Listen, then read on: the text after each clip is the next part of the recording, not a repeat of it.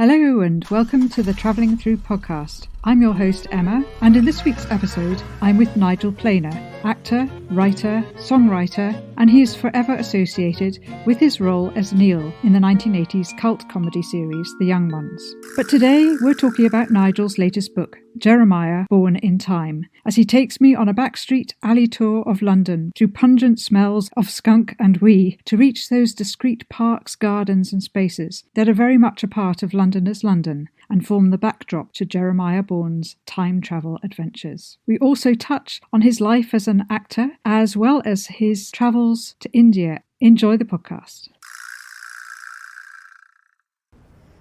Hello everyone, this is the Travelling Through podcast, and today my guest is Nigel Planer. Hello Nigel. Hello. Welcome to the podcast. Thanks for having me. I was trying to remember the first time that you came to the Travelling Through bookshop, and I believe, and I might have got this totally wrong, that you came flying in there one Christmas Eve wanting the Mamushka book. Was that you?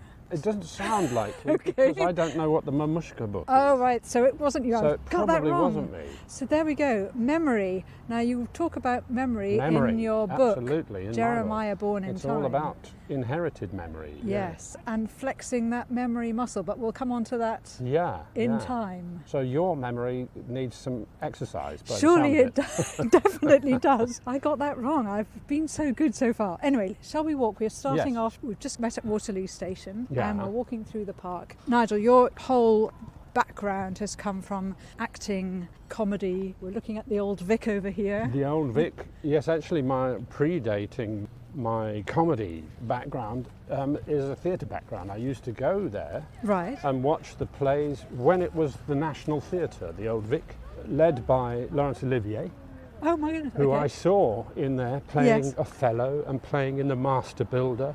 This is when I was a kid. My goodness. My mum used to get the brochures and you could book tickets really cheaply a year in advance. Okay. And I was theatre mad Yes. and used to go here and then to the RSC, who were at the Aldwych. Let's cross here. We're just going to get nearer to the old Vic. Yes. And when I was at school, my English teacher found he had a set designer's scale model of the old Vic, Yes. which was massive, 3-4 feet high, a big thing, Crikey. which he gave me. Yes. And I took it home and painted every balcony with gold and, did it all up. Fantastic. But I never had the sort of patience or know-how to put a lighting board in it, Okay. and do it really properly and light a set inside. Yes. Because I turned into a teenager then and But did you sort keep... of strange things happened. I donated it in the end to the Theatre Museum. It was quite an old piece of carpentry. Yes. So I donated it to the Theatre Museum. I don't know if they've still got it. Probably Right. junked it, but That's so amazing. So I you love kept the it old in good Vic. it was in good enough condition to donate it as well, despite being just about, yeah. And I also they do a 24-hour play thing, well they used to do here, where you all meet up in the evening, meet the playwrights go and write the play overnight, you meet up the next morning, rehearse during the day, and then put the play on in the evening. Okay, wow. That 24-hour plays to raise funds. Right, but very intense. And I did one of theirs. It was 24-hour musicals, Oh, which sounds is lots of... ridiculous. Was it fun though? For me, it was fun because the person I was allocated was John Godper, who is a playwright of the Hull Truck Company, and he'd seen a lot of my spoof actor material, Nicholas Craig. Yes. So he wrote me a fab part, which was of a very verbose actor, and everybody else had to come in and sing and do things from his life. Okay. But the part was so massive, there was no way I could have learned it. Yes. So I was allowed to hold a script, because I think that would be the worst aspect of that. It's having to learn a dance. He didn't give me any dances, they all did the dancing. Right. A song, Yes. which I could have learnt that quite quickly, Yes. but and a massive part. So I had a very easy gig of it, actually. Yes. And this also has, again, this link to memory, having a good enough memory to memorise all that you have to Yes, and do. which bits of memory are sort of conscious and which bits are unconscious. That's at the basis. If you want to get onto that now, today we're travelling through south-east London. Yes. And if you look around you, very shortly you'll see something that's very old, that hasn't moved, that's still here. And it triggers memories. Yes. Sometimes the line between what you remember consciously and what is perhaps collective memory, collective fears. We have collective fears of, We do. saber-toothed tigers, which are inside us Yes. because they used to prey on us. Yes. We have collective assumptions. If you look at systemic racisms and sexisms and assumptions, these are sort of inherited memories, triggers, Yes. which we can change if we're lucky. But so here's an old pub. This is called the Stage Door. The Stage Door in Weber Street, Yes, just down from the old Vic. closed today. I have actually but been in there once before, a couple of times. Yeah. Escaped a snowstorm actually once. Oh, in there. So we're just sort of, this is the beginning of where it becomes. This isn't that interesting, this bit.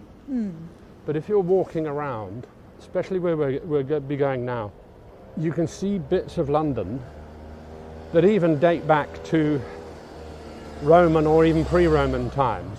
Yes. And there'll be, we won't have time today, but there's a big stone in the shopping centre behind the Tesco's, which has been there since 60 AD, I think its date. Really? Wow. And it's sitting there. They thought, well, what should we do with it? Well, we'll leave it there and build around it. Yes, yes. And there's an awful lot around here.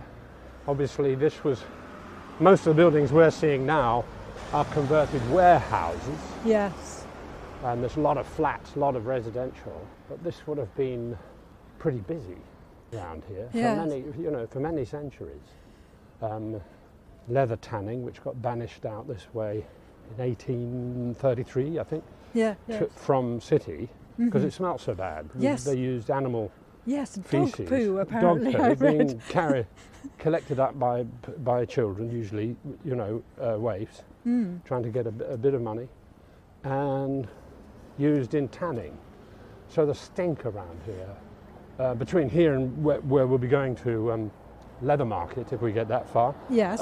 which is where they set up the market, trading leather and wool. Right. So wool was England's big export. All the Florentine clothes in the Renaissance, we exported all the wool to the dyers of Florence. Okay. I So didn't appreciate there that. was a lot of trade Yes. going on. Yes. So we're just coming up to Blackfriars Road. There opposite, something called the Foundry, Yes. which I actually don't know much about, but presumably that was where they made iron stuff. Yeah. And if we cross here, it'll be easier, yeah. Okay. So memory, collective memory. I got obsessed with this idea that if you look at a chair, an old antique chair, how many Yes. bottoms have sat on it before you? How many people have died who sat on it? Yeah. What memory does the chair contain? Yeah. How many conversations were Yes, had has while it sitting on the heard? chair? Yeah. Yes. And the same with buildings. Yes. Especially if Definitely. you're walking around Theatreland, which I used to do a lot because I had to for work.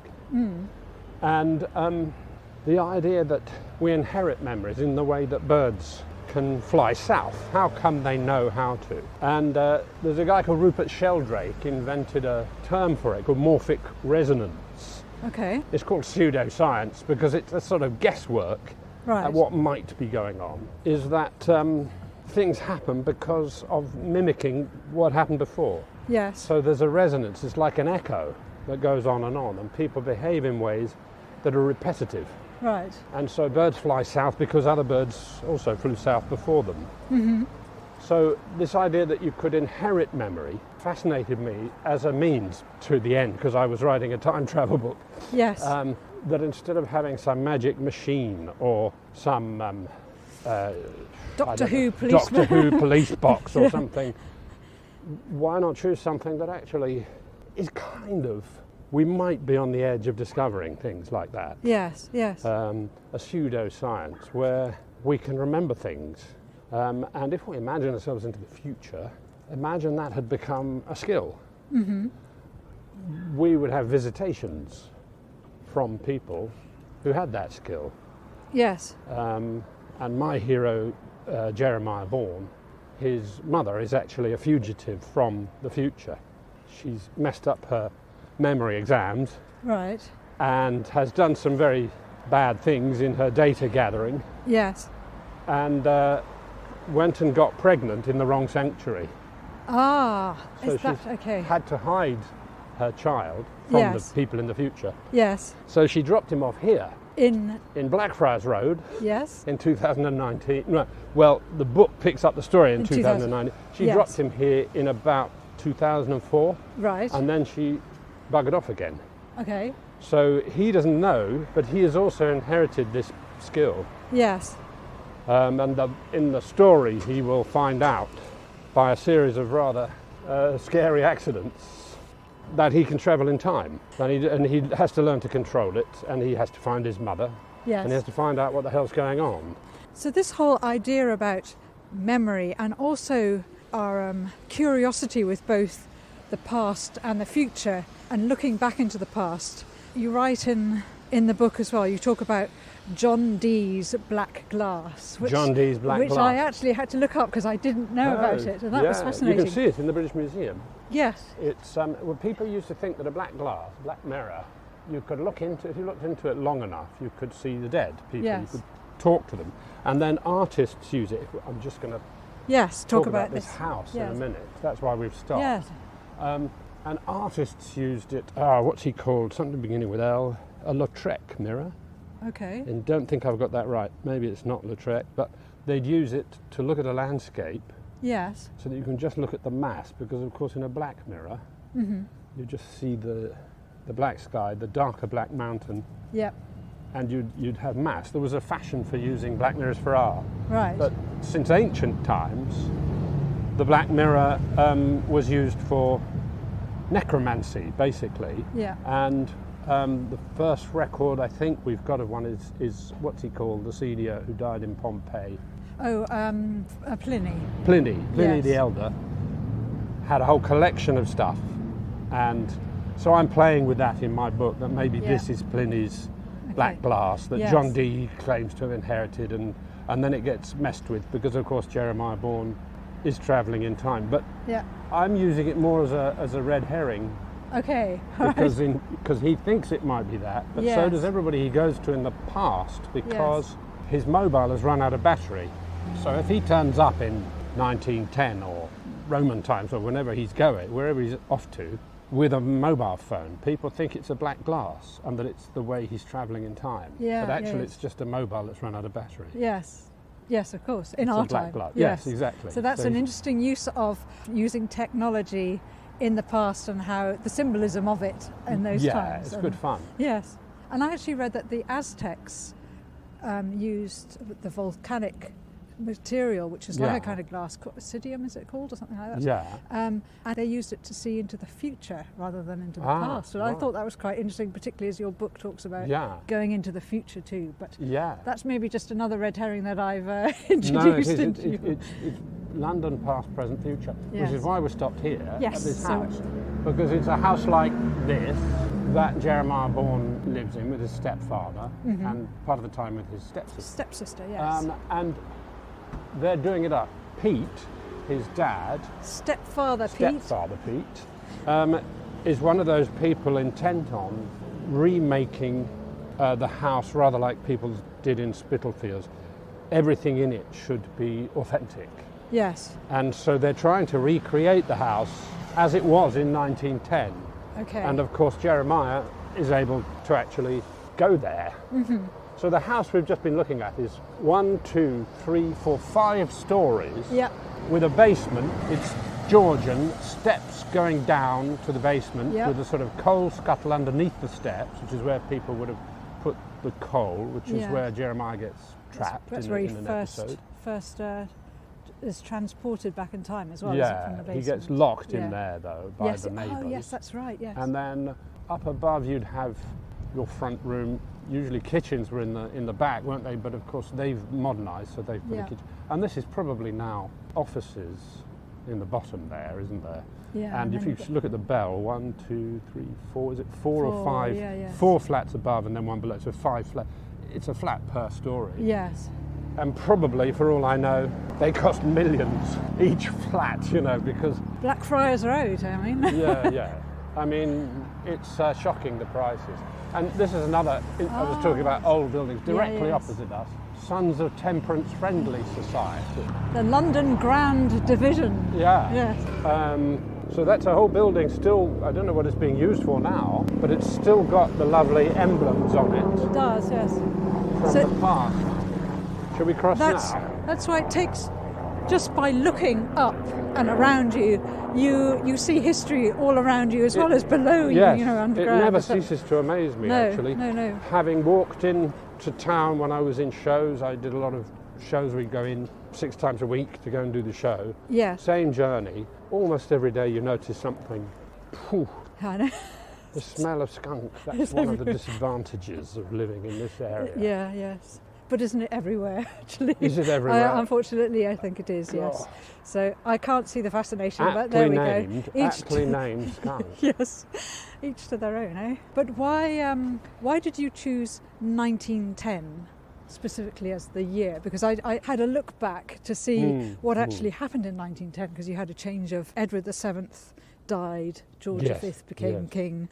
It was also the year that the first bill for the People's Budget came into effect. The House of Lords passed, which meant that the rich of British society would be taxed to help to create new welfare programmes to try and eliminate poverty. Do you know that? I didn't know that. Yeah, well, I didn't until I looked it up, admittedly. I didn't know that. I obviously didn't look up. Yeah, so I thought it was quite interesting that the descriptions that you have in the book refer very much to poverty. I mean, Jeremiah is constantly being... Well, around here, yes. Yeah, being... He makes friends with these people, Sir Roger Ulcott Standish and his sister Phyllis. Yes. Phyllis Stokes, who are very sort of what we would call sort of new age people. They're very forward looking. Yes. Because that's what interested me about it, there was a lot of new thinking. Mm-hmm. And you chose Gordon Square for Sir Roger's base, which is the Bloomsbury Groups. Exactly. He's in Gordon Square, so the posh bits are up that way. Yes. Did you do that deliberately, create a kind of link between those characters? In an early draft, Virginia Woolf makes an appearance. Okay. And the scenes where Roger is so appalling to his servants is based on Virginia Woolf. There's a great book called Virginia Woolf and Her Servants. Right. And how appallingly she treated them. Yeah, yes. Which I always find amusing. I like the bits of history where things were not what the obvious shout line might seem. I love to read a book about Virginia Woolf and what a nightmare she was for her servants, or what a nightmare her servants was. So I've got a scene in there where Roger doesn't realise he's embarrassing his servants by walking around naked, because they were naturists. Yeah, yes. They were naturists and vegetarians, and the other amusing thing is they were, well, not so amusing, but they were eugenicists. And Bernard Shaw was an avid eugenicist. So we think of him as a great socialist thinker and leader. Yeah. But he thought, I've got lots of quotes in the book from him, actually, because of course he's a friend of Sir Roger. Yes. Saying, if people are not willing to be sort of socialistically behave themselves correctly and be good members of the community, then they should be exterminated. Yeah, which is absolutely quite shocking. Sort of simple Leninism, Yes, black and white kind of. Black and white, and weeding attitude. the garden is what he called it. Yes. And yet he's our great, we think of, the brand name of Bernard Shaw, we think of as a great humanitarian. Yes. So it was the sort of early days of fascism, really, in 1910, which fascinates me as well, and that it came not just from militarism and colonialism, but also from all the new ages, which is quite an interesting satire for today, to think I like that, to think what's actually going on underneath the brand names and the shouting, particularly nowadays, I think, with the social media bigging things up so much. Yes. Shall we? Yeah, let's cross here. So here we are. You can see, look here, these the railway arches, which you talk. So this is Jeremiah when he's on. Seems to be on the run a lot, and seems to be running through this. This area. whole area. Yeah, I loved doing that in the book as well, is more so in the book than in the audio, which you've heard. Yes. Saying he took a left down Weber Street and a right up Red Cross Way, or whatever. Yes. And actually imagining yourself into the exact location. I love that you created a link between going back in 1910 and how difficult it was to navigate yourself, because it was so different for him, and he used the RV1 bus, which is symbolic of this area. I know, but the trouble is that RV1 bus they cancelled it. They have cancelled it, because I know they were going to. So that was our life-saving. Yes, that's typical, isn't it? Yeah. Now it goes down in history in your book. Yeah, I may have had to cut it from the book. The audio, incidentally, which is available on Audible, but it's a big finished product.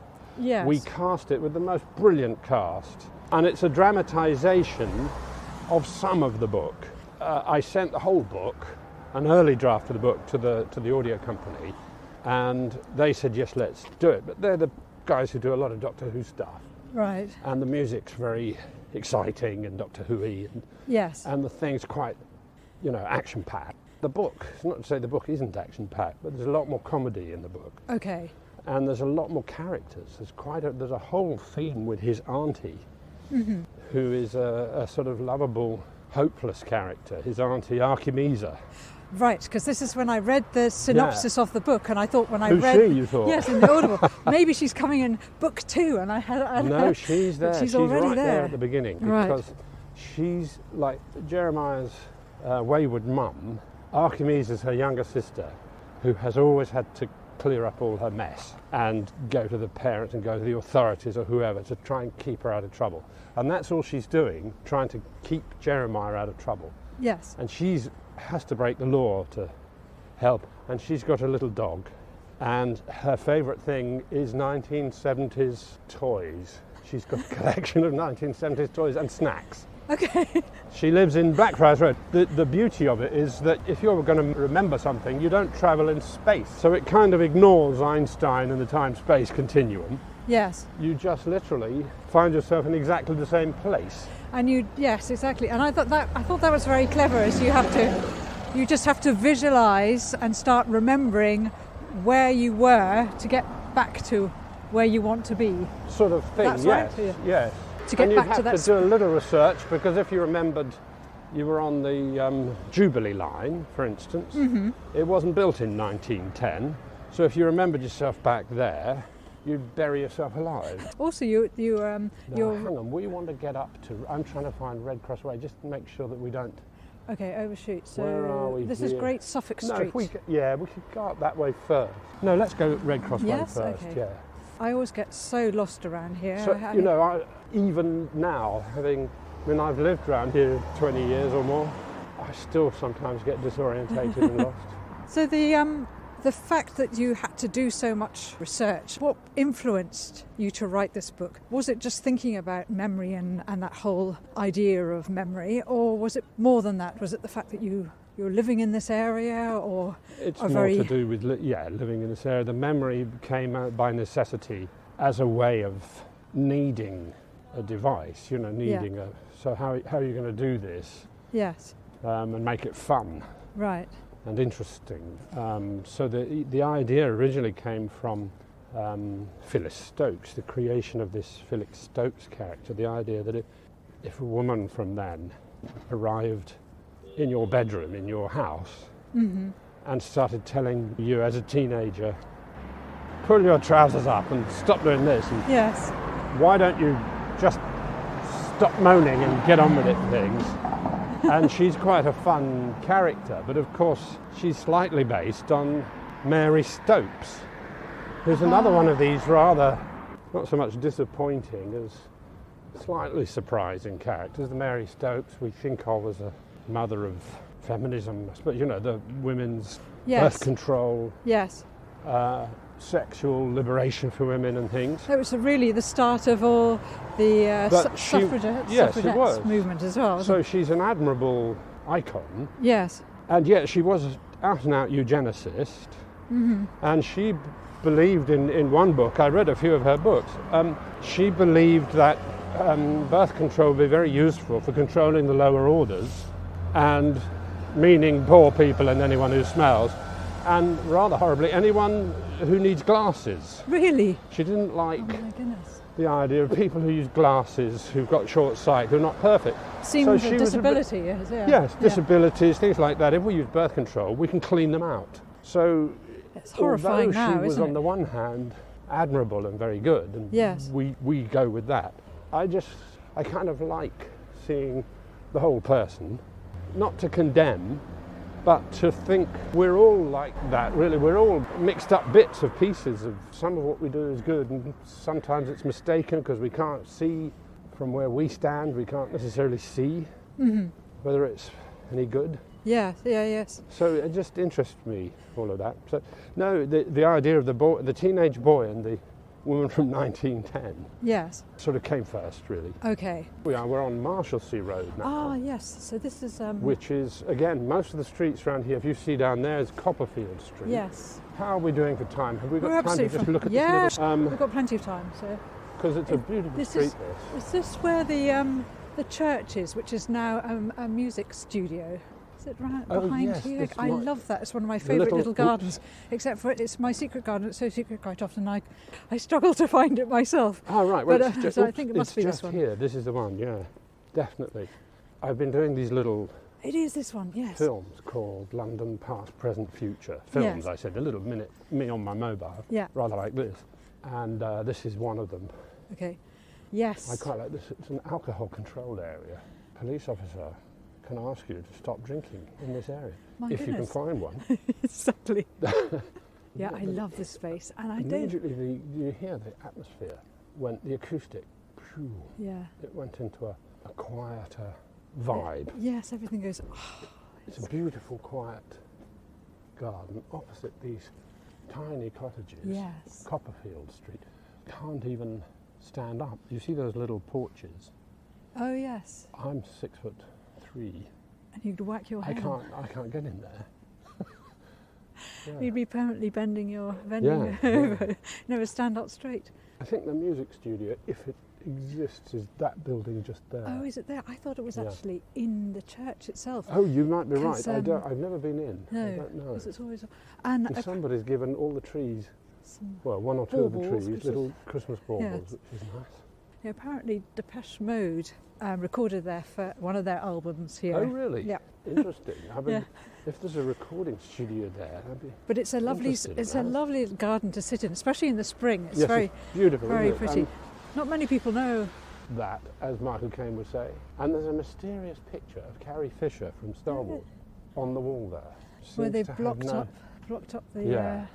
the entrance to somewhere. You see, there's There a we lot go. of streets here named after Dickens characters and Dickens themed, because this is the area. I'll go through first, shall I? We're Yes, just going through this beautiful wrought iron it gate is. It's now. lovely, isn't it? I love the stonework as well. Some Yeah. ancient stone brings out the building surveyor conservationist in me, which I have Yeah, also yeah. in another world. Are you really? Yes, Oh, good. it was one of my favourite streets. This because it is so. Could you feel that? I hope it comes across that just this little bit we're walking through, suddenly the outside noise has It's just- deadened. yeah, it has. It's like you're in another little microcosm. Enclave, Or yes. Well, we'll come up come there. this way. Yes, don't go through the Big puddle. puddles. Yes, you get a real feeling of what this must have been like, say, 100 years ago. And did you walk around this whole area, but before you wrote about it as well? Yes. Just to I've been walking around it for, as I say, I've been here over 20 years, roughly in this area between County Hall, yes, right over at Westminster Bridge, yes, right down to Bermondsey Street, say. That's the walk we're doing today, really. Is I've sort of lived roughly in this area. okay. When you suddenly decide to do Dois. something, a project like Oops. writing let's not get run over by a electric car.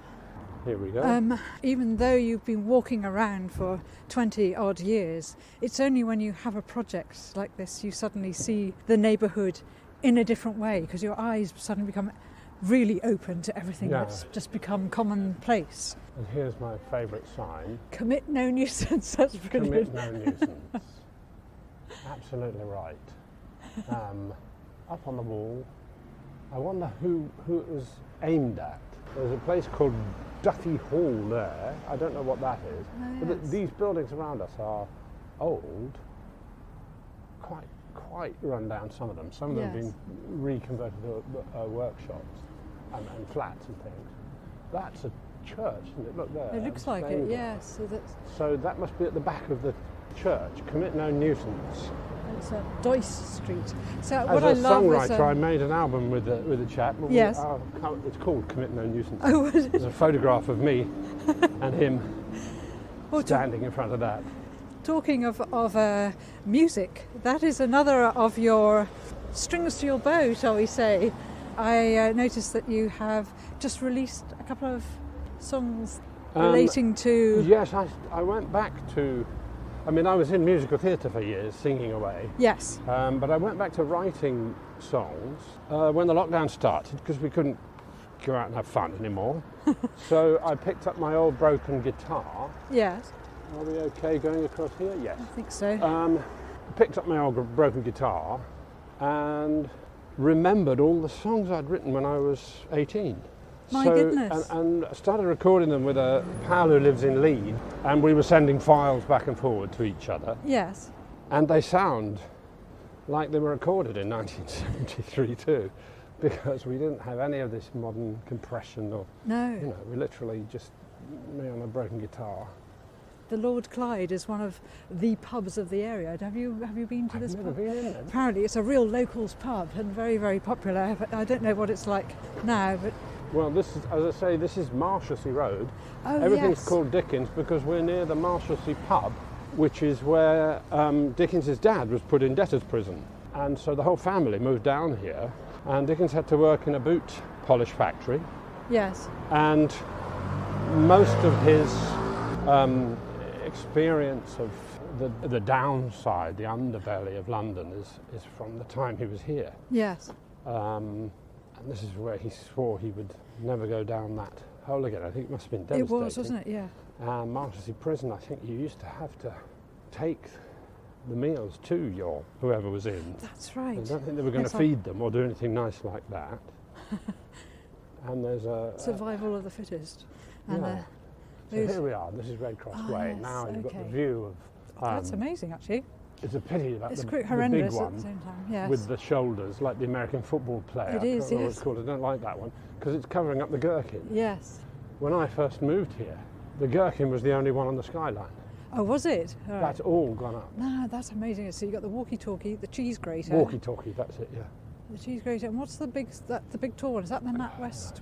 They're all just big I know. bits of glass. Blocks of... And then you've got the Shard. The Shard I like. We Yes. saw that going up. Saw it when it was just foundations. Yes. And Have you there's been to the something- top? I've been, you can go for free if Yes. you go to the restaurants and the cafes on something like the 50th floor, or so, Yes. not the whole way to the very top. And it's just as good a view. It is. It's amazing.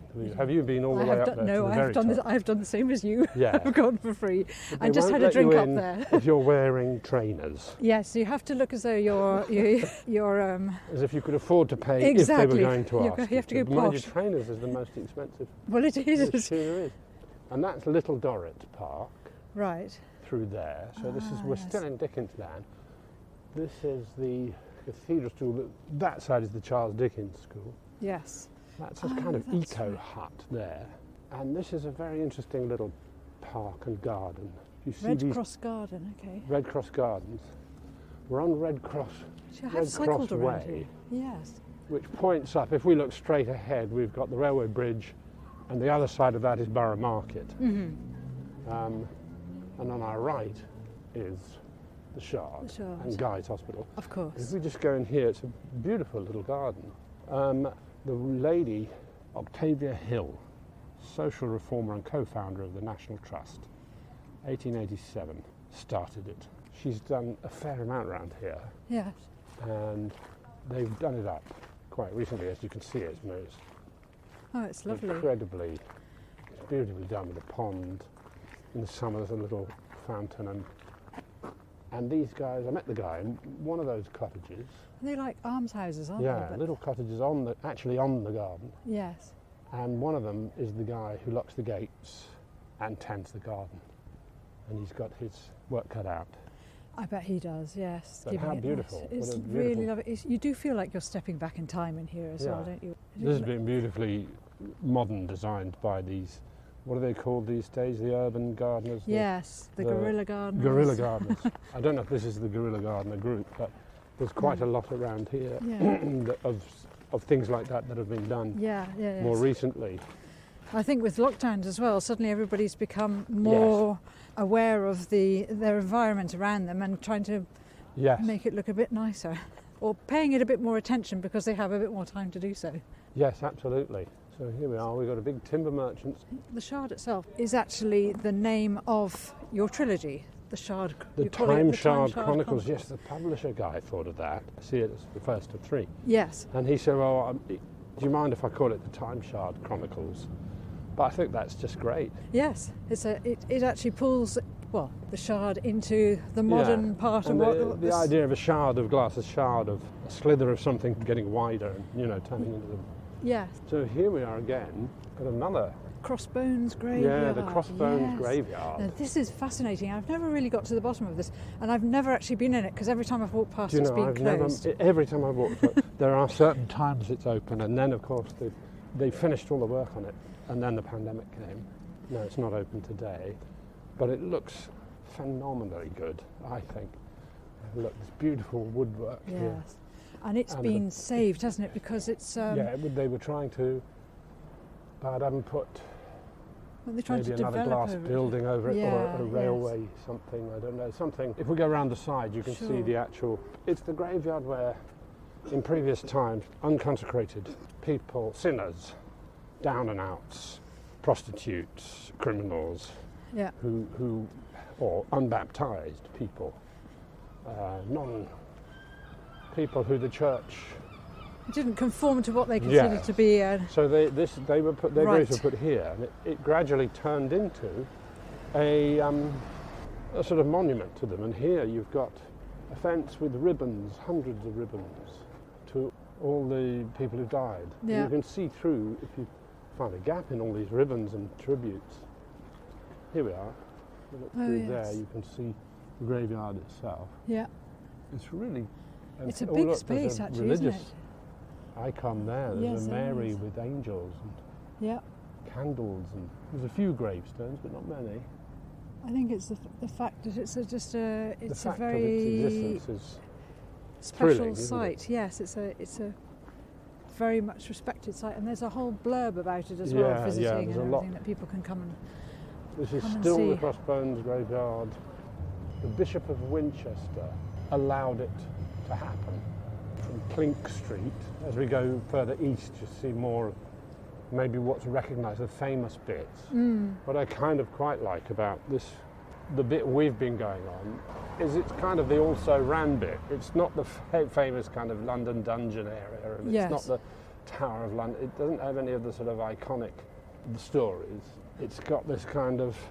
It's got its own story going on, Yeah, really, at a yeah. totally different level that you have to go and explore and find for yourself, as it's not. Yeah. I read a great book by Sian Rees about the Defoe character called Moll Flanders, based on the idea that Moll Flanders and people like her were sent away to colonies, to America, to penal colonies. And quite a lot of them escaped and came back.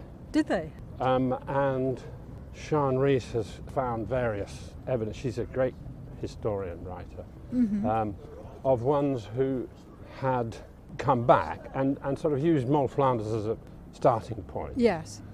And this woman she follows came back here to this area, Yes. and once you were in, I don't know exactly where the gate was, but there was an area which had a fence and a gate where the police wouldn't dare go inside, and it was around here. Perhaps this graveyard's part of it. Yes. And if you think I've been sentenced to hang, or I've been sentenced to life in a penal colony in America or Australia, and in fact you've jumped ship and you've managed to get back to Yes. England, where do you go? Well, good question. Because Yeah. there's no, and so you'd come here, knock on the gate presumably, And they'd say, how bad have you been? Yeah. And you said, well, I've been very bad. And they said, do come in. Come in, yes. Oh, you haven't been bad enough, no, you're not. Yes. But the police would not, dare go in because but it actually had a gate and a fence around it. Oh my goodness. So the history behind the area is obviously massive. And how did you manage to pull out the bits did you just research the whole area and pull out bits and to apply to the book to create the story? Well, or was it your imagination that doing the book has been, oh look, here's a good chance. What we've stumbled on here, we're now crossing Blackfriars Road. Yeah. Let's cross now, yeah. I love these old ghost signs as well, on town. the old buildings. Paris, Antwerp, the old clothing company, Albion House. If we look through these little peaky holes, here we are. This one looks good for us. You can go for the tall one, I'll go for the small one. There we are. So we're on Borough High Street. It doesn't look much, does it? It's a load of girders. Work stopped. Yes. Because of the pandemic. Load of girders holding up a wall. Holding up the walls either side. It's quite a big space. It used to be a lovely row of shops with a very nice optician in it, but it's gone. Yes. And they had to do, as you do when you develop. Some archaeology. Yeah. Yeah. And it's quite an important Roman site. Which is not surprising considering Londinium is from its beginnings. I mean, most of Roman London is north of the river. And we're south of the river here, and there's been quite a lot more than they thought of Roman finds. Right. Down this way. Okay. And your book, Jeremiah, actually goes back to Roman times and dumps your character there for a while. Dumps the baddie there. You're the baddie. Yeah.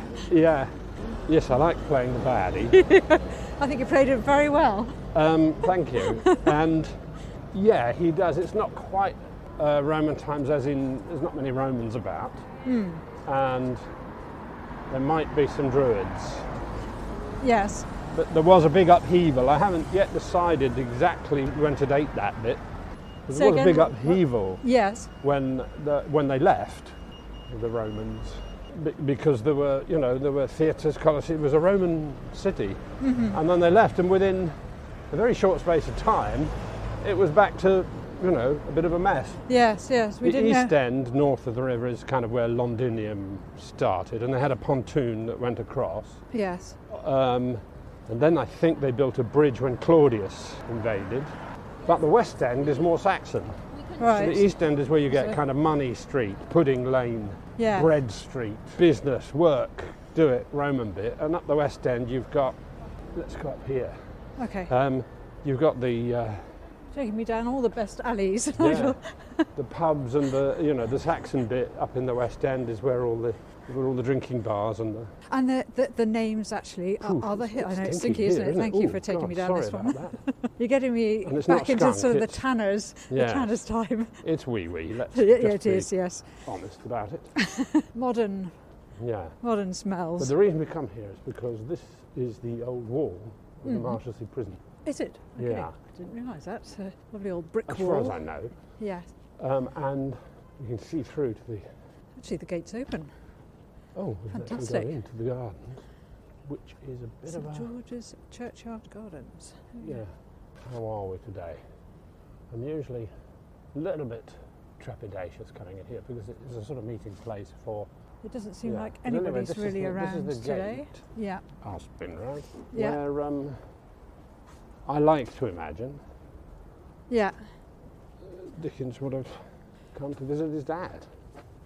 Both the Surrey County and Marshalsea prisons had a long, thin site running towards the present Tennis Street. This way. There we go. Well, we're doing an awful lot of sort of history past. Yes, we are. So let's go into the future, because I listened to the audio and I haven't read the book as yet. Yeah. It very much touched on the future, and yet all the characters' names were from the past. You had Dickensian and Virgilius, is it? Virgilius, yes, and Toto. Plutarch. And Toto was the leader, I seemed. Chairman Toto, and I can't remember if she's in the recording, but Beetle John Manto. Okay, no, she's not in the recording. She's one of the main annoying characters. Okay. And so in the future, in the description of the book, it's referred to as having steampunk vibes, which I actually have to say I had to look up because I had no idea what steampunk vibes were. That sounds like one thing. Well, how can I describe this? And my understanding of it was to do with applying mechanical and electrical inventions from the 19th century and putting a modernist spin on it in the future. Yeah, that's fair enough, because crossing a busy street. So, yes, I imagined a time after we've had a digital meltdown, not just one, but actually two. If you think how much of our lives are virtual now. Yes. And, Zuckerberg actually making an avatar of himself and saying, this will be the future of life. And you think, what, so if I break my arm, what are you going to do? Here we are, this is Roman. We're in the middle of a sort of supermarket housing estate, very modern building. Gym. With a gym on the right. And here we look at something in Latin, celebrated citizen of the the date. You any good at those VM? Oh, it's all I'm absolutely useless. Anyway. NVM, AVGG, Deomatica, MVLO, Tiberius maybe? Yeah. In the reign of Deomatica. God. Moritix Londiniensis. Oh, it's the art. Okay, no, I'm no good at it. Sorry, I'm no good at it either. But so there's a stone there. There we are. We're walking over it. Little hints of the lovely, parts all around the modern. Peeks out. As people stand with their headphones listening to music, and yeah. they're not standing actually on bicycles or some kind of running machine. But then, if you imagine that there was a serious meltdown, either by somebody deliberately switching the button off, yes, digital warfare, or just more likely, in my opinion, it just doesn't work. Yes. Most of the stuff is beginning to get so clogged, isn't it? Yep. If you want to do anything online, there's 7 stages of different security, and I agree, and this and that. It becomes more and more complex. And if one imagines that it just folded, someone turned the switch off, it just floated away like a balloon, a helium balloon, with all our data in it. Right. And we're left with no data.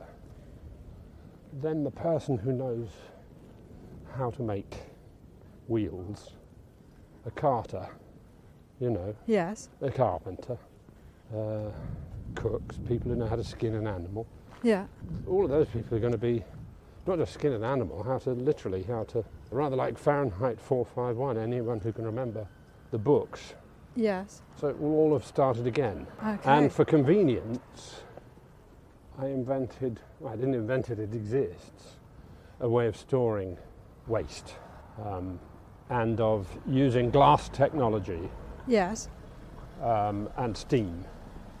So they have got old steam engines working their doors, as you say, a steampunk. Yes. But they're using chemistry as well. So Okay. they're using vitrification as a system of fixing things in glass. Yeah, basically, you put them on a petri dish, Yes.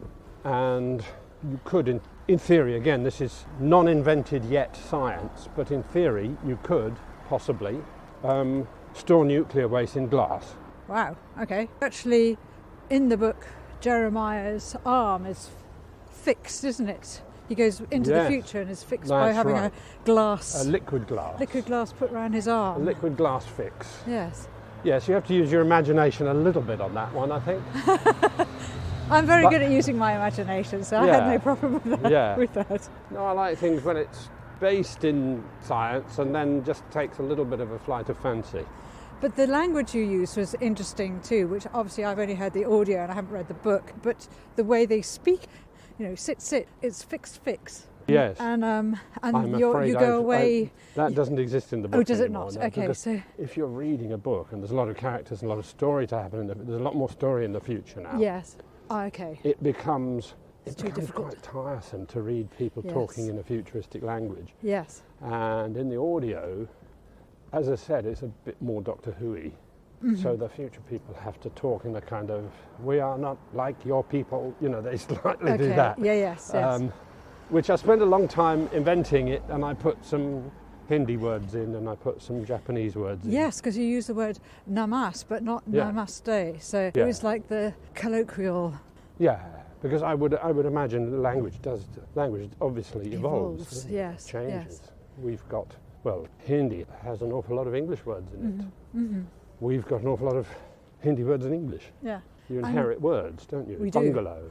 Yeah, exactly. There's another one, Well, this ties in very nicely with a question. I'm going to come in from a totally different direction. I read on your website, actually, that when you were at college, you decided to bunk off and travel to India. Yes, I did. And just on the spur of the moment, go and make your way to India, which I think was incredibly intrepid in the 1970s to just... 1971 or 2 or something like that. Yes.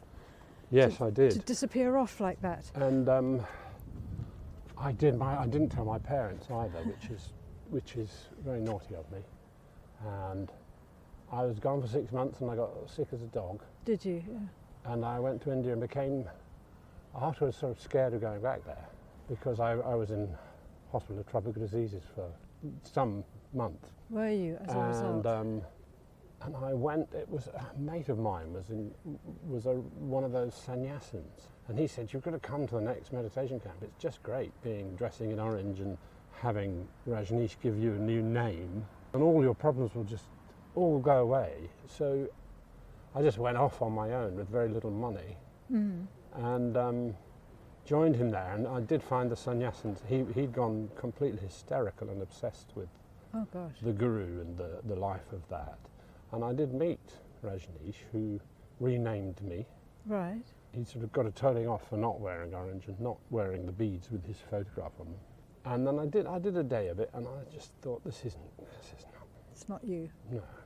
And the people, the Europeans were, because I was in the village. It took place for 2 weeks before I got there early. Yes.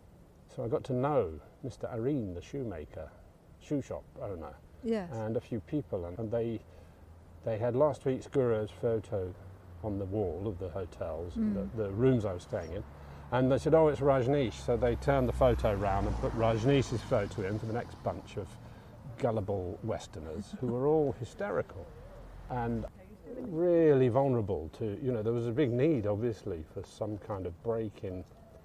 This is 1970, traditional British education, all that. Big need for new spiritual goals. Healing. Yes, and all of that. But it wasn't half exploited by people like Rajneesh. Yes.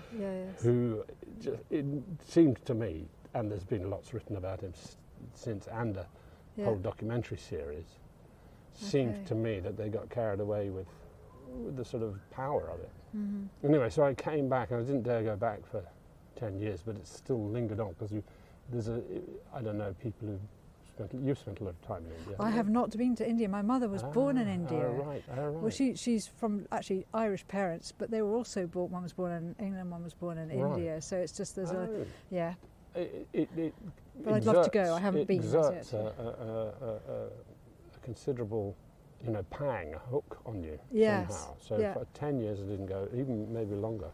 Okay. Then I started going back again. I've been back 8 times since. Have you? Yes. And I learned for a few years. I learned Devanagari script and Hindi, so I could speak the language. So when I went back eventually to see Mr. Areen, who'd been so kind to me, I was sick, he was a guy. I went back and was able to find his shop in the bazaar.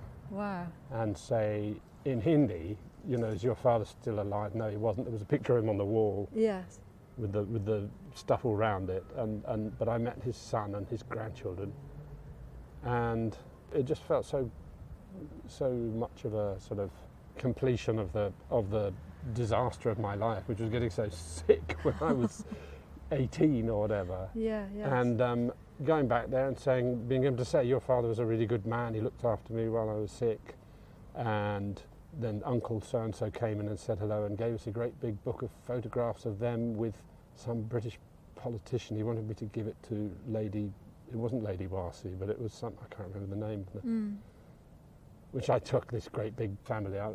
Anyway, it was brilliant to go there. But I've been to most, but not in the middle. Yes. I've been to Orissa, which was pretty incredible. Okay. Been to Calcutta and the Ganges, Varanasi and Kerala, Mumbai, Tamil Nadu. And I got sort of obsessed with it for a while. And I still am, in terms of finding out what it's really like, not for going on ashrams and yoga and all of that. No. To actually find out what, if you talk to the actual people, find out the politics. And I read more, Ramachandra Guha or Amartya Sen, the economics. Find out, if you talk to most of the Indian people in India that I've met, the first thing they're asking about, well, apart from who is your family, yes, is, where's the money? How are you earning a living? Where are you in society?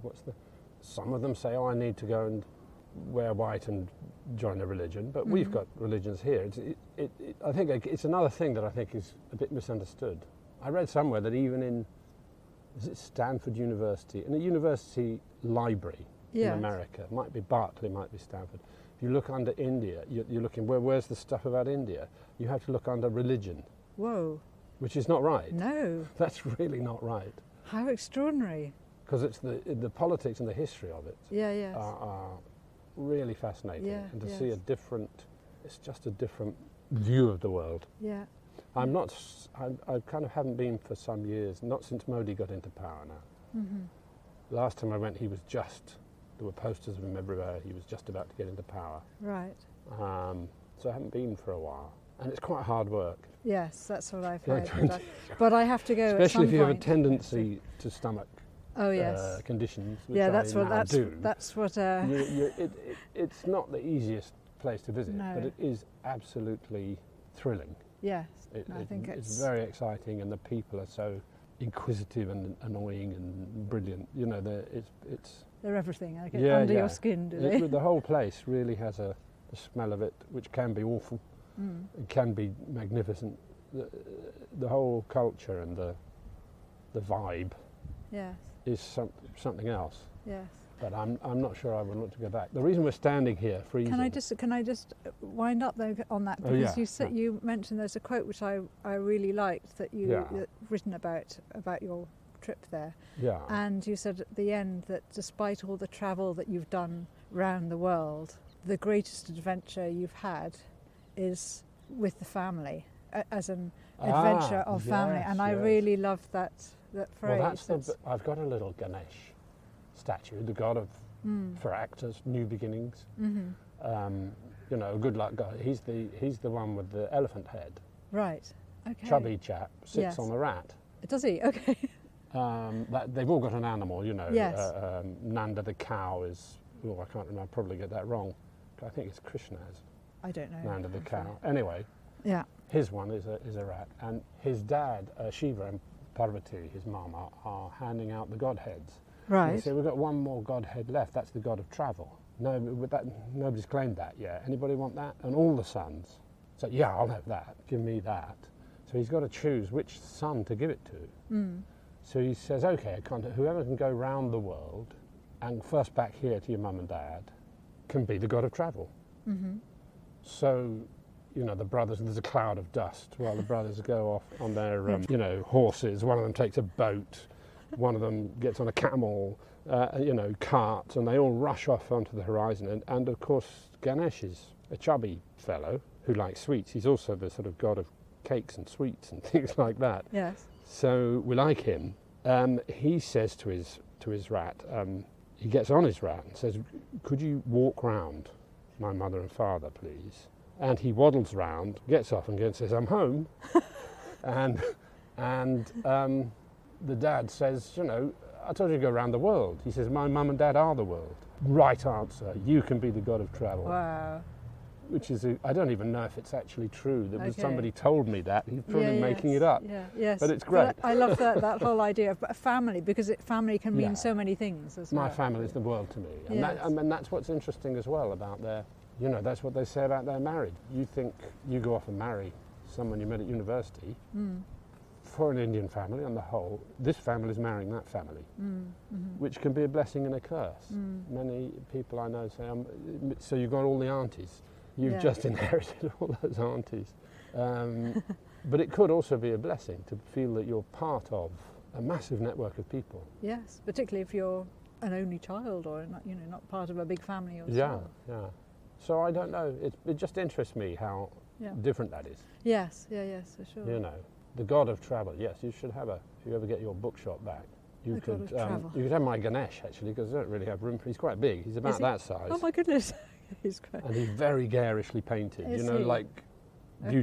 like a proper Indian colourful thing. Fantastic. The god of travel. Well, it would have to be colourful if it's the god of travel. I think. Yeah. Okay. Thank you for sharing that with me, anyway. Yes, and I love it. So coming back to where we are at the moment. We're in Trinity Church Square. That's the Henry Wood Hall where the orchestra rehearses. Yes. And that's a statue of King Alfred. Okay. Which was reported to be the oldest outdoor statue in London. And last year they renovated it. We had several people in scaffold and experts, stonemasons and archaeologists, renovating it. And they said, no, this is a lot older than we thought. And if you look from the waist down, that's actually a Roman statue of Minerva. Is it really? Oh my goodness. It's different stone from the stuff above the waist. Yes, you can see from the knee as well there. Yeah. It's like that, yeah. And that's actually, I'm not an expert, that one from Bath stone or something. Bath stone, yes, it's a very soft stone, the Bath stone. And there would have been Roman temples. Yes. In London. Of course, yes. And that would have been part of the temple to Minerva. Wow. And it's been hanging around, and so they shoved, when King Alfred united the country, Wessex and the rest of the country, they made a statue to him, which is also pretty damn old. And the hands and bits of the face and hair are 2021. Okay. So he stretches a century. He stretches millennia. Yes. So his legs could well be 2,000 years old. Which is... That's phenomenal, really, isn't it? Sort of, makes you stop and think, doesn't it? It's a really nice statue, actually. It's beautifully carved. And now, beautifully illuminated. They really went to town on thinking, we've got this, let's make it good. Yes. I'm the wrong way around. Do a little pirouette. Trinity Church Square, which people will probably recognise from endless TV series. Yes. They're always filming here because it's perfect. It's a perfect Georgian square. Everything's the same, same black doors, black paintwork around the windows. Yeah, no, I mean it's perfect. It really is perfect, isn't it? Yeah. We've had Eddie Redmayne, we've had Anthony Head, we've had, so many people came here to film. The last lot were Tom Hanks and Steven Spielberg turned it into a Second World War thing and built a whole bomb site house at the top end of it. Really? Oh my goodness. Yeah. It's interesting, isn't it, how the different parts of London link together and you go from old to new to Roman to... Isn't it? It's incredible. And then 1960s and... And if you keep for instance, I've never even noticed those lampposts before, the lamps. Yeah, the old gas lamps, aren't they? How old are they? I've never even noticed that before. Look around, and we'll go down here. We're just stopping for a quick stop. Yeah. Okay, so where are we going to pick up from? We've just come... Well, we've just finished looking at Alfred the Great Minerva. That's right, yes. And the reason you're taking us on this route is because so much of this route is talked about in the book Jeremiah Bourne In Time. Yes. And is it talked about in the future as well? Some of it is. In fact, yes, in the future they go to County Hall. Right. Where we didn't visit today. I like to imagine a future that had bits of the past in it. So if you think, here are we it's 2022. We just walked through bits and we saw Roman bits, we saw 18th century bits, we've seen 17th century. You know, we've seen so many different centuries. Yes. So if you imagine yourself in 100 years from now, it's not going to all look like Blade Runner. It's not going to all look plasticed, and it's going to have half these old buildings still there, looking at you, maybe being used for something different. Yes. It's all going to look different, isn't it? Well, particularly if we do start to embrace the whole idea of upcycling, reusing, less plastic, then perhaps everything's going in a direction that is actually going to be much better for the future than it is currently. Yeah. Having said that, a lot of these buildings were not very environmentally, insulation was a new idea. Yeah, yes. And it was considered the futuristic thing at the time.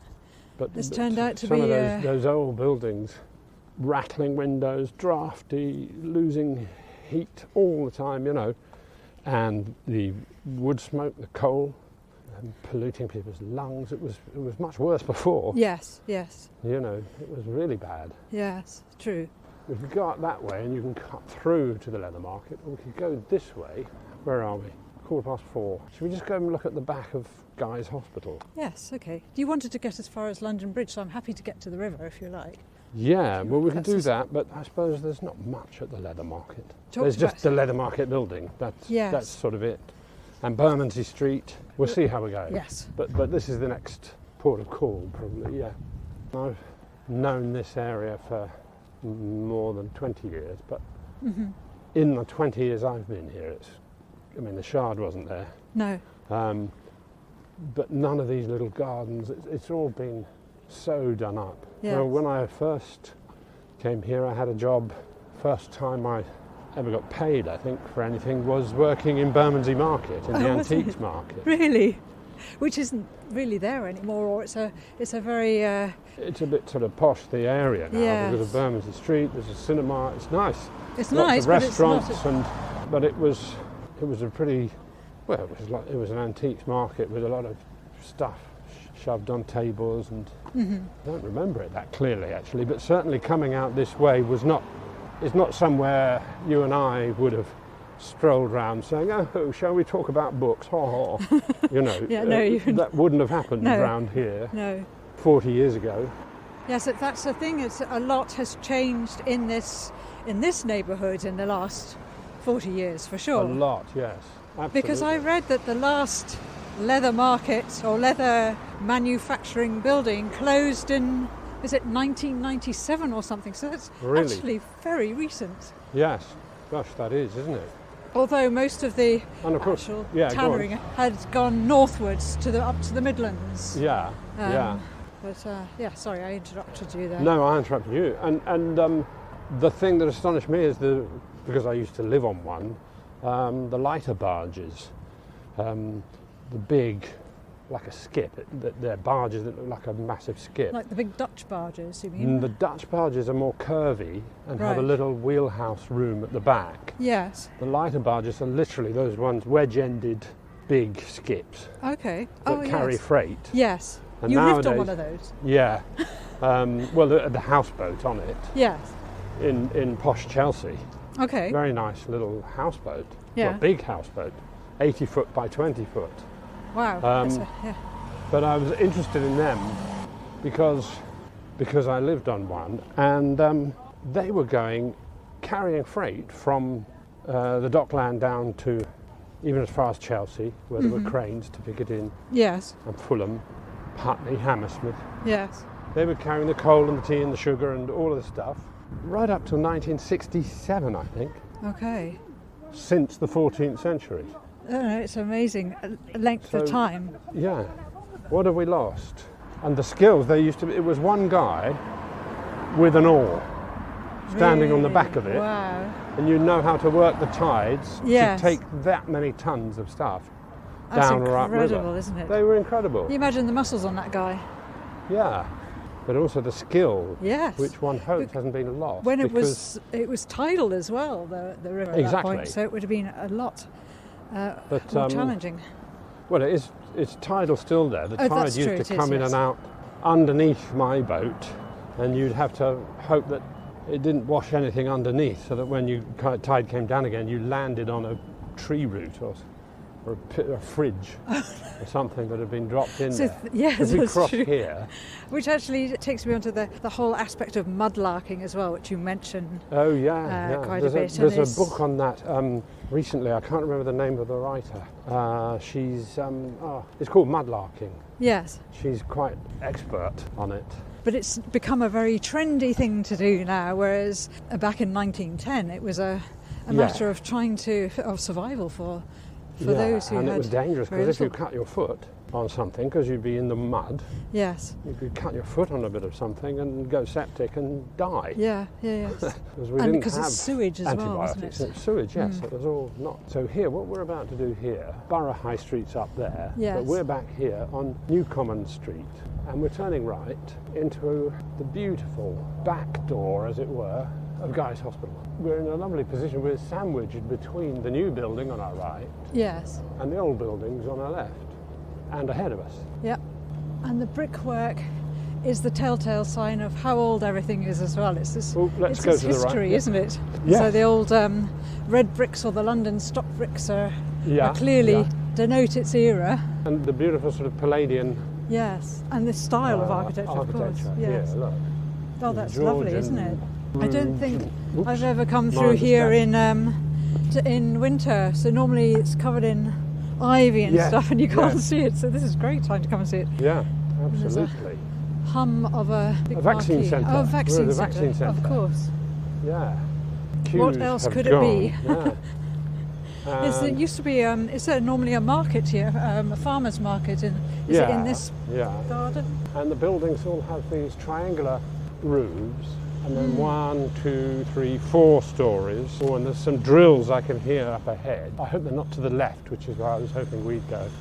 They're constantly doing work around the back of here, aren't they? The Guy's Hospital.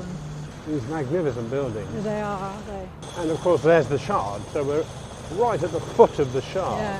When you're. I want to go down there. Is it going to let us? Yeah. Yes, it will. And if you can see through there, I wonder if it'll let us go through there actually. Looks like it will. Yeah, there's a little old courtyard with a statue of John Keats, Oh, yes, we will get through. who trained here. Should we just have a peek at that before Yes. going down there? Yeah. It'd be great to be a student here, wouldn't it? If I this was know, with all the This was your sort sort of hall of residence or whatever. it's this arcade. Yes, we're in an arcade with statues, and here's a rather romantic statue of the poet John Keats, who Oh, I trained didn't as a realise. surgeon here. Did he really? I didn't realise that. Yes. Okay. I say trained as a surgeon. I know he trained here. I don't know if he qualified as a surgeon, but the statue's rather lovely because Yes, it is. it's not your normal stand on a plinth and look grand statue. It's a statue of him sitting ruminatively Yes. on a little curvy bench in an alcove. Yeah, it looks very kind He's of just- diminutive character, isn't he's he? just sitting Unassuming. there thinking, but he sort of gives off more power like that, I think, It does. than if he was a big show-off on a plinth. Yeah, definitely. Yeah, it's very You know. thought-provoking, isn't it? It is, Just it's a- lovely, lovely statue of him. Yeah. I'd never noticed that before, but And mind you, then it isn't often I've all above us, we're looking straight up at the Shard, Yeah. and then at the base of the Shard, we're in what looks like an 18th century courtyard Yes. Yes, it's with just black and white tiled, mosaic tiled corridor in a sort of cloister, and there's the other centre. Let's not go down there, that would be to London Bridge Road, and Okay, there's oh, London yes. Bridge, you can see the buses at the top.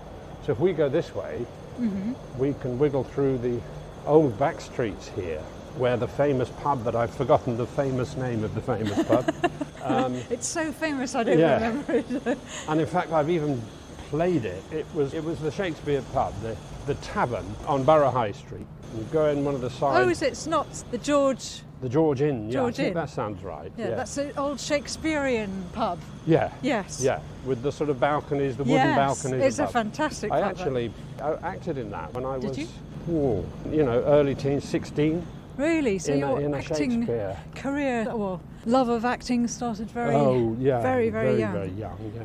Here we are. But Now, you're these actually are- a born and bred Londoner, though. Yes.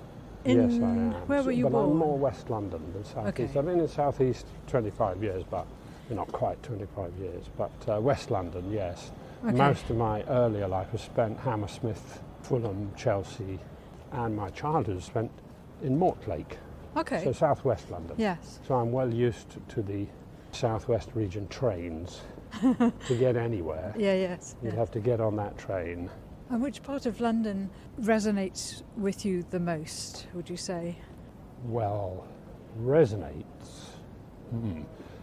Around here has a pretty strong pull. Yes. But what I do miss is, I like the idea of urban suburbs where you can get a bit of a park, Richmond Park, Hampstead Heath, Yes. something. Not so sure about living in the country, but actually having a bit more green. A bit more of an urban lung, as it were, Yeah. to breathe fresh air because or this feel. is, although it's magnificent here, Yes. especially in the lockdown, you think, right, I'm going for a walk again. Amazing, walk over Southwark Bridge and see the old buildings. It is amazing, but after a while you just crave trees. Yes, greenery and trees. Big trees, yeah. and so I don't know, I think I'd be bored though, without the stimulus of all the... Yeah. So you see this alley, Yes. there we are, and it's a similar alley to this, the Shakespeare pub. King's Head Yard. Yes, I think it's... I just can't remember. This is the old King's Head. Is the George that way or that way? I think the George It's is... that way. Shall we just quickly... Yes, definitely. We crossed Borough High Street here earlier on when we looked through at the Roman ruins. Yeah, that's right. That I always didn't look forget very which- Roman and did look quite ruined. And we're right up the top end now. This is the bank that I used to cycle to from Lower Marsh, the HSBC, with all the cash. Really? That's a long way to come, for a fact. On the It's back not that alleyway. It's not alley. this one, it's the next one, I think. Must Yeah, be there we the go, next the one, George, it says it. There we are, the It's George. on Well there. done remembering that, thank you. Yeah. Saved my... Well, I used to work for an architect's practice just Did you? up here. Which one? Dannett Johnson and Trevor Dannett, who sadly died the beginning of last year, was one of the architects who was responsible for the Royal Festival Hall, building of the, Oh, so old. the design of it. So yes, he died at the age of 101. Wow. So, and I like that. yeah, I think it all went sort of horribly wrong it was for the with Festival of Britain. the big glass. This is fantastic. I love this pub and the whole... And well, again, we're below the Shard, yeah, but we've got what looks like we're going back to the 15th century now. yes, Barrels stacked outside. Outside seating for a big pub. it is. The George. The only writer we've left out of the equation around here is Geoffrey Chaucer. Because of course that's- we decided to of come course. up by Guy's Hospital. Yes, Whereas the alternative route would have been through Tabard Park, and around there is where the Canterbury pilgrims would have left from. because I was going to comment, but we were walking and Yeah, we came along Pilgrimage Street. That's right. And of course I didn't click then, but that's Yeah. why. Yes, of course. Well, that's when we Yeah. made that choice. Shall we go Yeah. Keats or Chaucer? Yes, yeah. And we thought Keats. Oh look, there's a picture of Dickens up there actually. Through the window we're looking Oh yes. of the George. And where did you perform in? When I did it, it was down that bottom end. I doubt if there's a thing called London School of Commerce, which is obviously a new build. So I would have been 17. So we're talking 50 years ago. Right. So I should think that London Centre of Commerce probably wasn't there. Yes. But they built a wooden stage Yes. that way across the bottom of the yard with the seating here. Mm-hmm. And it was amateur dramatics. It was an amateur dramatic festival that happened every year of Shakespeare. We were doing either The Merry Wives of Windsor or Richard III. I was one of the princes in the tower, if it was Richard III. Right. And I was Fenton, the young beau, if it was Merry Wives of Windsor.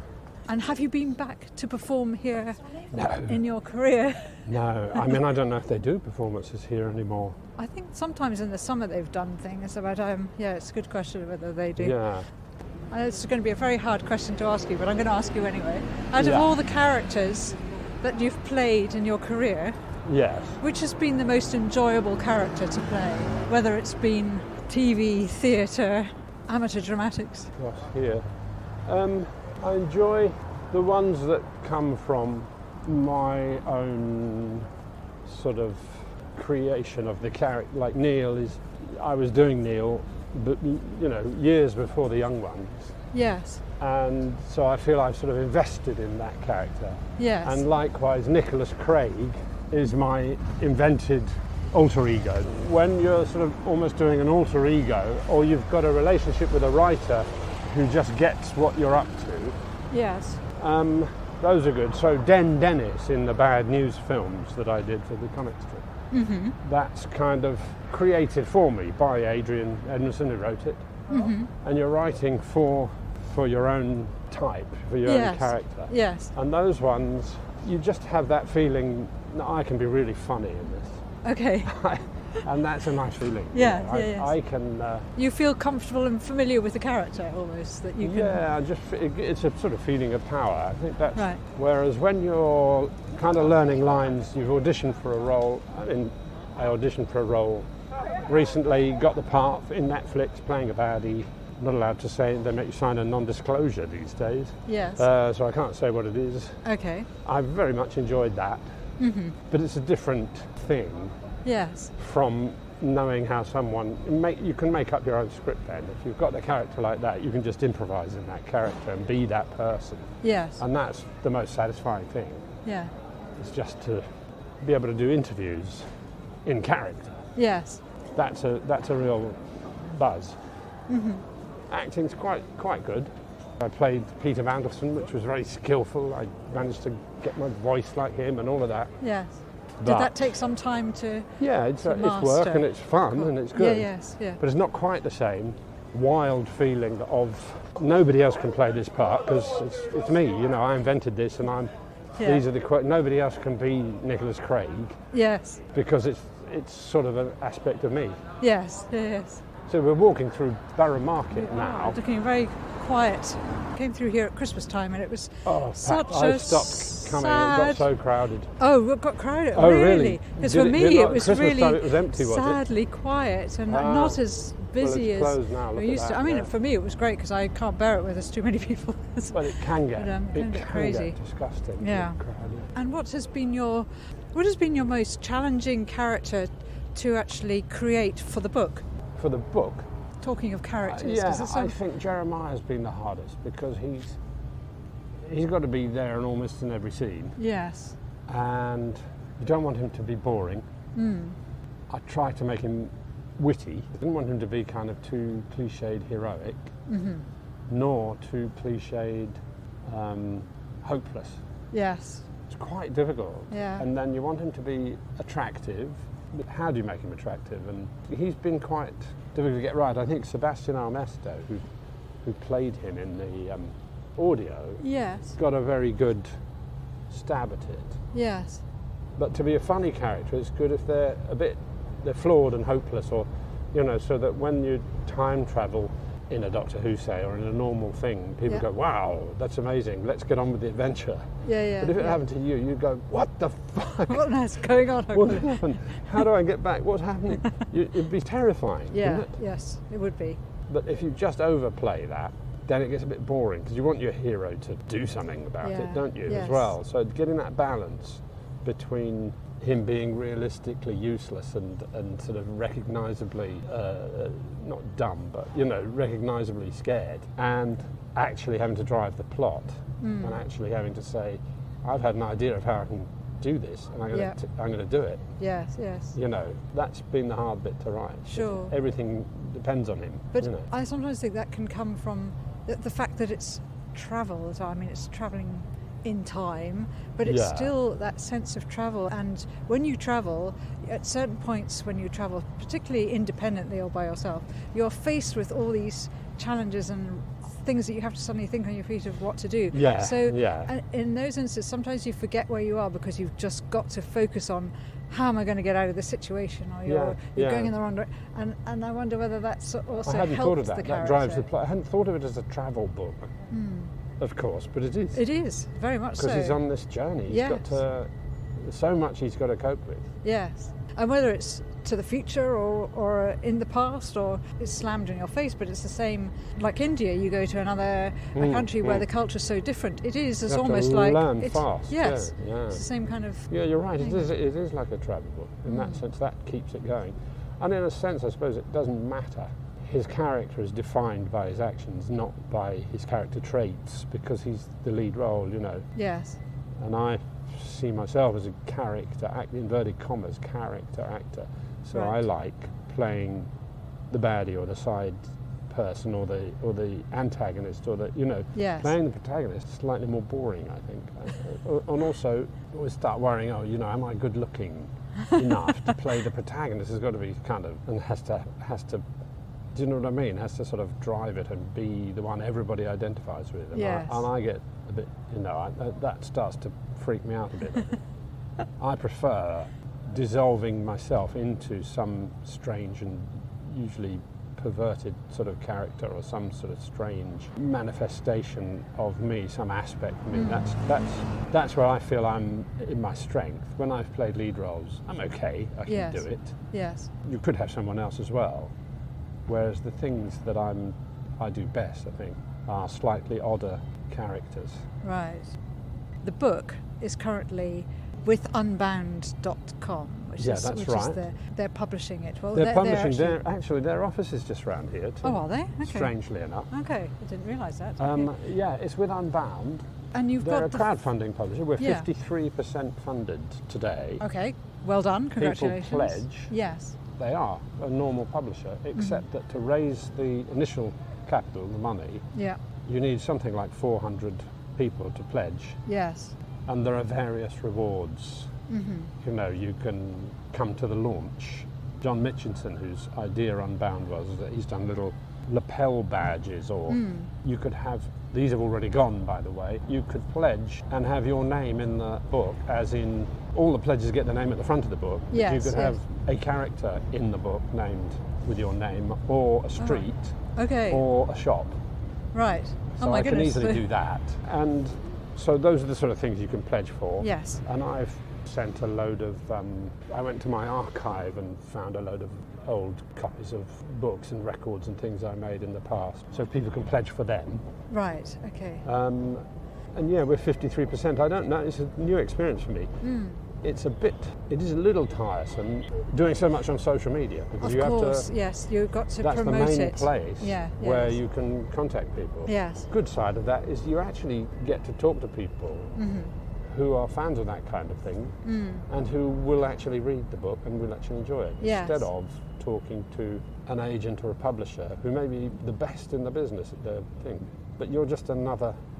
It doesn't matter to them that much. They might not be big fans of that kind of thing, or they might, and they're just doing their job. Whereas to meet all the people, I've met all sorts of like Terry Pratchett fan groups, because I used to do all the audio of Terry Pratchett books, Right. and it's similar in that it's a fantasy and it's comedy, and I've learnt a lot from Terry Pratchett. Yes. I've sort of tried to emulate him as much as possible. So there's a lot of Terry Pratchett fans who are suddenly interested in it. Things. You get to actually meet the kind of people who are going to enjoy reading it, Yes, which is, yes. it is tiresome, but it's also quite rewarding to think, oh, I see, that's who reads it. It might help when writing the second book, I get that far, Yes. bearing in mind to get the feel of your audience. Yes.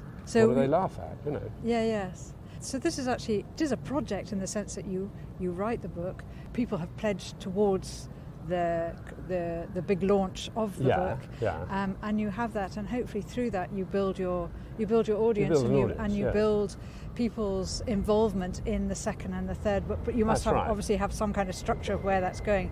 Do you need the full amount to be able to, or is it an ongoing project? And people can pledge at any point, from £25 up to £1,000, I think it is. Yeah. With the idea that as the money comes in, you'll write more, or are you writing? No, I've written it. You've written it? Okay. I've written it to Unbound, and they read it. I think you can send a proposal to Unbound. Yes. But I've written it 3 drafts odd. Sure. Okay. If I count the earlier drafts before the audio, 5 drafts. Okay. So it's nearly ready to go. I'm going to do one more once it's, apart from anything else, to put those people in who pledged for a name. But there's a few things I've thought of since that need to go in now that would be really nice. Yes. Some things. But basically, I've written it, they pledge. Once it reaches its budget target, which John knows, he's done the budget, he's a professional publisher. Yes. then they print it and sell it as a normal publisher would. Right, okay. So, to the podcast listeners listening to this... Oh, unbound.com. Unbound.com, yes. But also Yeah. it's the fact that if you'd like to get a taster for what the book is about, you can listen to the audio, which doesn't cover the whole book. Yeah. Or, what is the other... You can listen to your little... I've done lots of extracts. Extracts, yes, on Twitter and Instagram. Yeah, and if you go to the Unbound site, I've done a few. Yes. They're me reading it as if I was doing an audio book. Yes. Because that's quite fun. I do like reading. I do a lot of audio books. The audio that we were talking about is fully dramatised with Celia Imrie and Tim McInerney and Sophie Thompson and Chris Ryan and sorry anyone I've forgotten. There's a massive, incredible big cast, yes. But what's also fun is reading it out, playing all the parts yourself. Yes. And I enjoy doing that. So I started to just do little extracts which are going out on the site. And maybe one day I'll get to do that too, the whole audio book. Although I don't know, I'd have to make sure Big Finish, the company, were happy for me to record an audio, but I think it would. I think it should be because it's just another medium, isn't it? It's another medium. Both products, don't they usually? Definitely.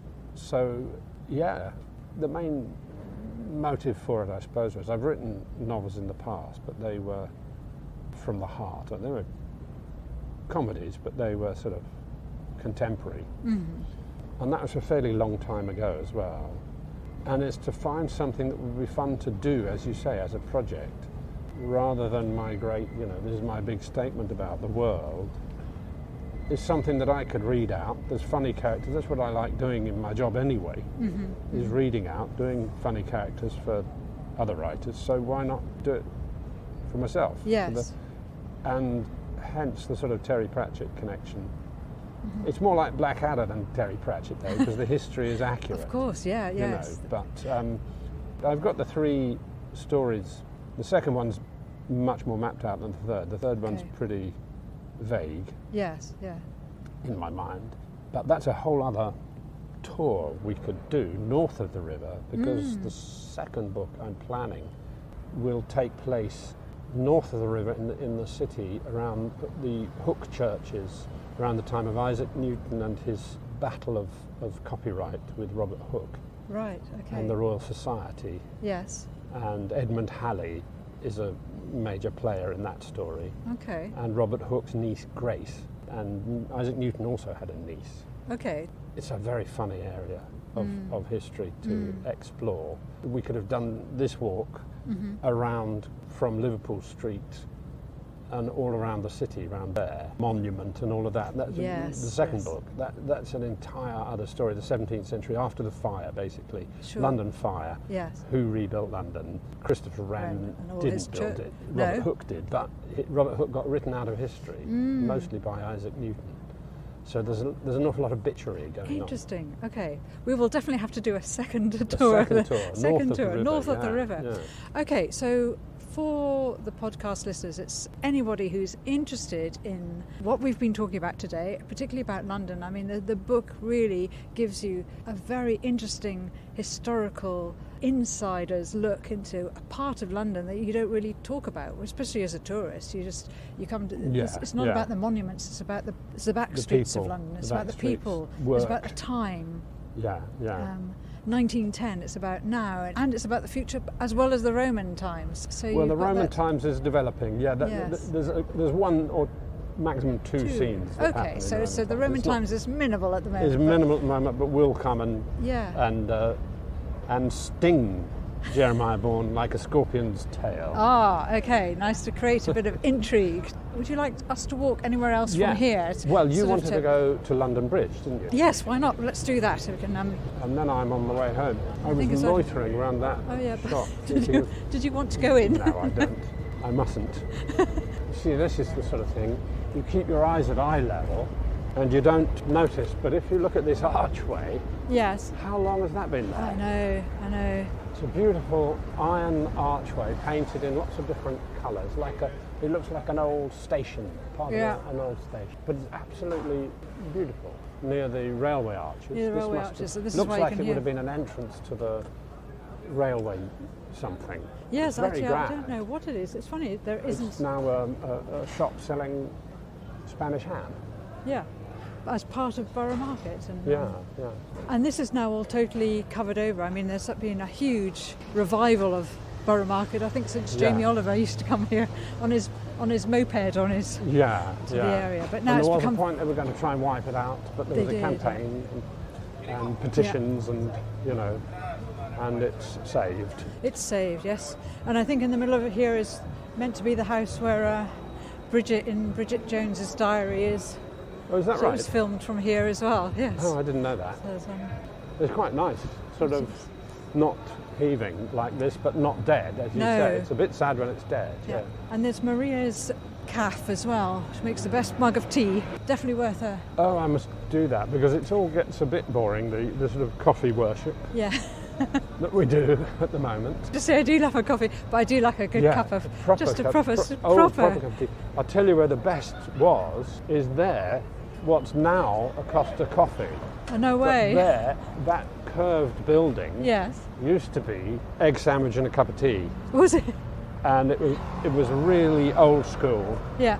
And the bread would be crusty and thick and white. Oh, nice. And the service would be glum and the tea would be real.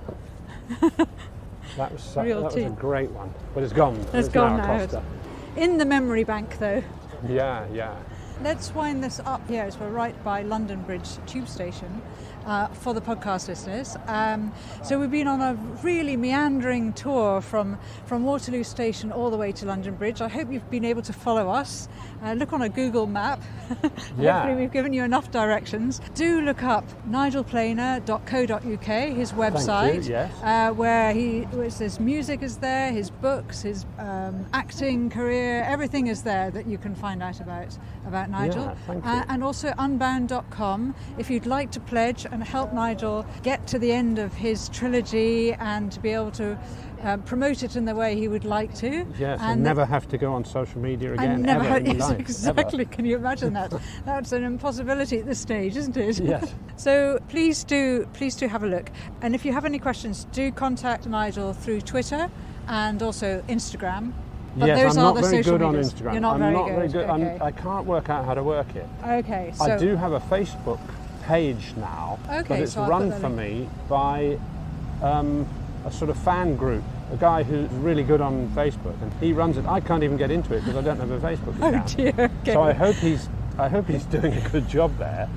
But it's the Nigel Planer official Facebook page. Is it? Okay. Yeah. But otherwise, and that has information on it as well. Brilliant. You can go there. Okay, so we've got a number of different mediums to find out a bit more about yourself and also Jeremiah Bourne In Time, which is the first book in the trilogy, the Time Shard Chronicles. That's right, yeah.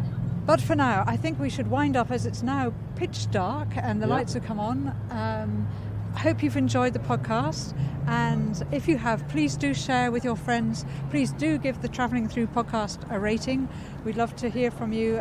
If you have time to write us a review, that would be fantastic. If you'd like to learn what I'm up to, have a look at travellingthrough.co.uk. Do subscribe if you have a moment, and thanks very much. Thank you very Nigel, much. for... And do go to the Travelling Through website. It's really fascinating, the people that Emma gets on. Yes, yeah, there's quite a lineup of very different characters. And we said at the beginning that I didn't know who Mamushka was or whatever, but I did used to go into the bookshop quite often. You did, in yes. Lower Marsh, yeah. Yes, yeah. It was brilliant. Pity it's gone.